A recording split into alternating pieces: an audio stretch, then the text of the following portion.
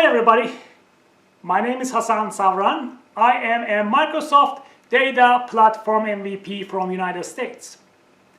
I am very excited to give a full day workshop about Azure Cosmos DB at SQLBits this year. You don't need to know anything about Cosmos DB to gain something from this workshop.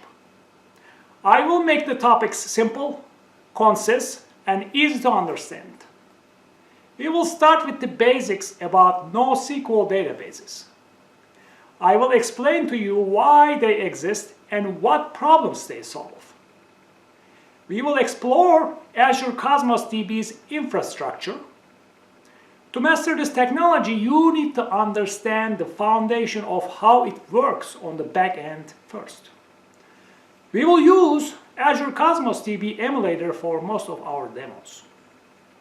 I will cover partitioning, indexing policies, unique keys, time to leave functions, REST API with real-life examples and demos. I will explain how to pick the right API and consistency levels for your projects.